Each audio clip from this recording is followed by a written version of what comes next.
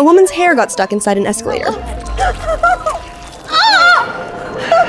A mall security guard reported that a woman had caused the escalator to stop. Paramedics arrived at the top of the escalator and saw the woman's long hair trapped inside, her face showing intense pain. After checking, they found that half of her scalp had been torn off. It was a horrifying scene. Just as they were trying to figure out what to do, the escalator suddenly started again.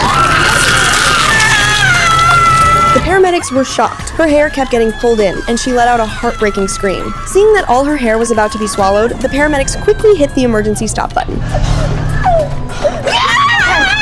Calm down. It's okay. It's all right. Don't move. Just don't move. She didn't hesitate anymore. For safety, she took out scissors and quickly cut off the woman's long hair first. Finally, she let out a sigh of relief. Nice work. Thanks.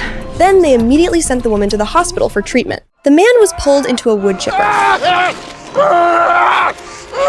Please get me out of here! His friend explained that a branch had just gotten stuck in the wood chipper. The man then tried to kick it out with his foot, but his pants got caught by the branch, and he was pulled in as well. His friend had already turned off the machine. But the man had already been stuck inside for a while, and he was in extreme pain, desperately begging the firefighters to rescue him quickly. The captain stayed cautious, better safe than sorry, first ordering the team to confirm that the power was completely shut off before starting to dismantle the machine. The paramedics went forward to calm the man down, told him they understood he was in pain, but he needed to breathe deeply and stay calm so they could get him out as fast as possible. This helped stabilize his emotions. However, after opening the machine casing, they discovered that the feed roller was hydraulically powered, meaning it could only be lifted by restarting the system. But if they took the risk of restarting the engine, the man's leg could be permanently destroyed. At this point, the only option was to fully dismantle the machine. Time was critical. They quickly removed the bearing assembly.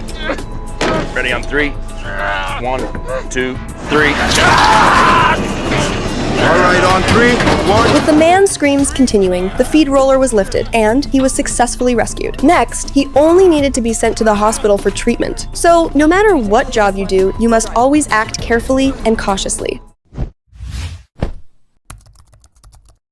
The chief was happily preparing for his wedding when, in the next moment, his mood plunged into despair.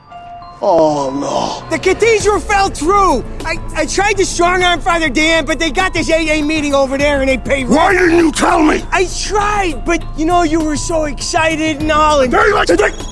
Luckily, his fiancée called him. The two of them argued all the way to the fire station. When the chief got out of the vehicle, he was stunned 2 ladder trucks had been set up as a makeshift wedding hall. All the firefighters stood in a line to welcome the groom. Amid the applause, the chief walked forward and his bride slowly approached him. The two held a simple but heartfelt wedding ceremony. Seizing the festive moment, one firefighter took out a ring he had prepared in advance and proposed to his girlfriend on one knee. Just then, the alarm rang. Everyone quickly dismantled the decorations and drove off in the fire trucks. The chief didn't even have time to change out of his groom's suit and led the team straight to the fire scene. It was an abandoned building. At first, they assumed it was just a scavenger who accidentally set fire to some discarded items inside. But once firefighters entered, all communications suddenly went down. 51. Anyone? Report. The chief realized something was wrong and was about to send a team inside when...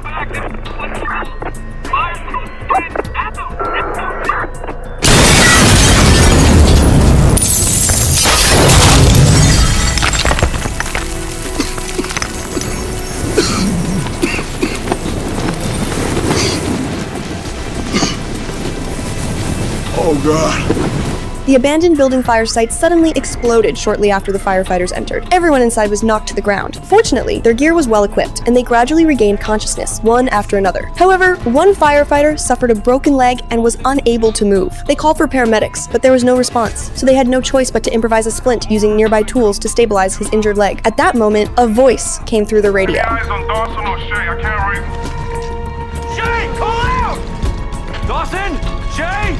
The team split up to search for the 2 missing paramedics. Meanwhile, one of the paramedics was lying on the ground with blood continuously flowing from her head. Her partner kept performing CPR while another firefighter who arrived joined in and provided rescue breathing. Time passed, but she still showed no signs of recovery. Backup responders quickly carried her away for emergency treatment. The outcome was heartbreaking. Such a good person ended up turned into a photo, forever fixed on the wall. A wedding had turned into a funeral. A man was pinned under a 1,000-pound trailer, in severe pain. His wife had forgotten to pull the handbrake when getting out, causing the vehicle to roll straight down the hillside. Just as firefighters were about to lift the trailer, the woman suddenly shouted, In there! My daughter! What's your daughter's name? Elena. Elena? Some firefighters are on their way. Stay as still as you can. Okay. Mills! Luckily, the firefighters were a moment away from acting. Otherwise, the daughter would have been trapped inside the falling vehicle as well. They first secured the vehicle using slings, then detached the trailer hitch and rescued the man, who was immediately sent to the hospital. 2 firefighters then rappelled down to the unstable vehicle below. All right. You out. You good? It's good. Slowly give me your right arm. That's good, real good. Okay. Work your way up. Doing great. I want you to lunge into my arms, okay? Okay. Okay, ready? 1, 2, 3. After calming the girl down, they successfully carried her up to safety. Another close call rescue ended without tragedy. Just moments ago, firefighters received a call that a hotel elevator had malfunctioned and ended up stuck at the top floor, trapping 5 to 6 people inside. They climbed all the way up to the 28th floor on foot and used their tools on the lock. Soon, they managed to force the door open, but only a small gap of the elevator was exposed. Even with a crowbar, the firefighters had to use all their strength just to pry open a small hole. People inside were shouting for help. Please get us out! Hey guys, hang in there, we're coming. I think we can squeeze someone through. Maybe Dawson or Herman. Have them go down, try and force the doors from the inside. All right. The fastest option was for someone to crawl inside and unlock the door from within, but only the smallest firefighter could fit through the narrow opening. The moment he climbed in, an unexpected accident happened. It looks like they're 2 stories down. Move now!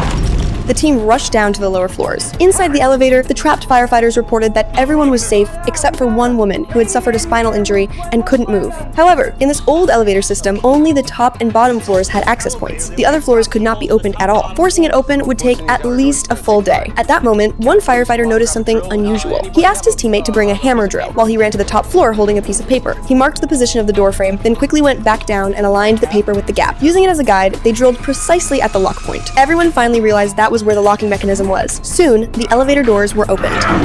Yeah. Nice to see you guys. Come on. All right, come on. Stay put, don't move. Right? Mills? You stabilize her, you get her out of there as soon as possible. Hope this isn't going anywhere. Only one way to find out, right? Right. Don't worry, ma'am. We're gonna get you out of here. They secured the injured woman onto a spinal board and were about to leave On when 3. 1, 2, 3. We're fine, go. This serves as a reminder to elevator operators that regular maintenance and inspections are essential. Firefighters received an emergency call, but when they arrived at the scene, it was completely empty. Were they being tricked? Refusing to give up, they searched the area and soon found an open utility shaft. Inside the shaft, 2 people were unconscious, one of them still tightly holding a phone, likely the one who made the emergency call. This sudden, unexplained collapse was both alarming and concerning. The chief requested a hazardous materials response team for backup. However, the shaft opening was too narrow. Firefighters had to set up a ladder truck and lower a firefighter wearing a gas mask upside down into the shaft, little by little. Soon, the first victim was rescued, followed by the second. Both had no signs of breathing. Firefighters immediately rushed them to the hospital for emergency treatment. Just as they were preparing to pull the firefighter back up, an unexpected situation occurred. He suddenly developed difficulty breathing and dizziness and lost consciousness, causing the situation to become critical. Get him up, damn it, go! Mills!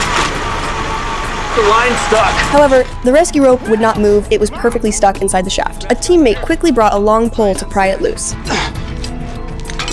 Come on, Case. He's loose. Pull him up! He was finally pulled out and returned to the surface, quickly regaining normal breathing and stabilizing his vital signs.